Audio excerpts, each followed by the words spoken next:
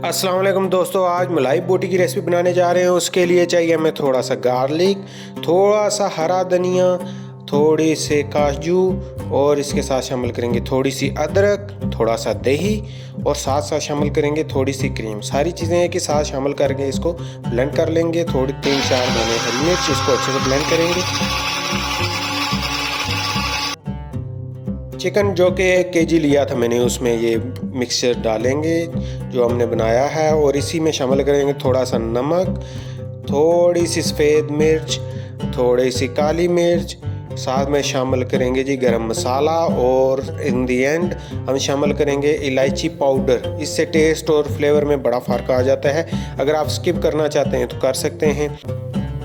2 से 3 फ्रेश लेमू शामिल करेंगे। अगर आपके पास लीमू अवेलेबल नहीं है तो आप बोतल वाला लेमन जूस भी शामिल कर सकते हैं या थोड़ा सा सिरका आप शामिल कर सकते हैं।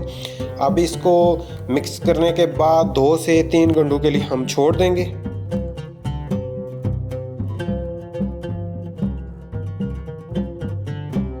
2 घंटे तकरीबन गुजर चुके हैं। इसके बाद इसमें ऑयल शामिल करेंगे। आप घी और मक्खन भी शामिल कर सकते हैं और फिर मिक्स करके तकरीबन 2 से 3 घंटे के लिए मज़ीद इसको छोड़ देंगे। मलाई बोटी जितना टाइम रहे उतना ही ज़बरदस्त होता है। अभी हमने कोयलों को आग लगा दिया, कोयले गर्म हो रहे हैं। बोटी को सलाखों पे चढ़ाना शुरू कर दिया है और इसके बाद इसको करेंगे ग्रिल।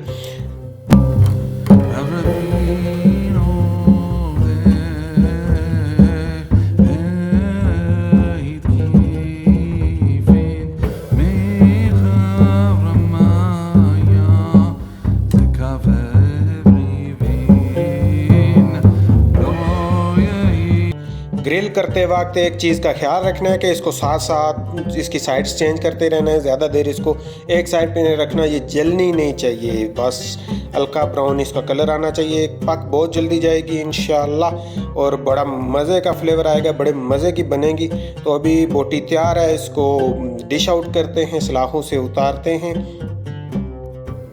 तो जिन लोगों ने अभी तक चैनल को सब्सक्राइब नहीं किया वो सब्सक्राइब कर लें और बेल आइकन का बटन दबा लें और वीडियो को लाइक ज़रूर कीजिएगा।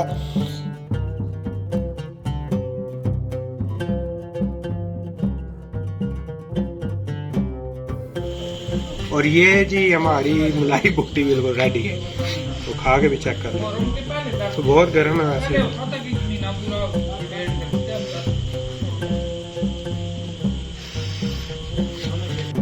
ज़बरदस्त।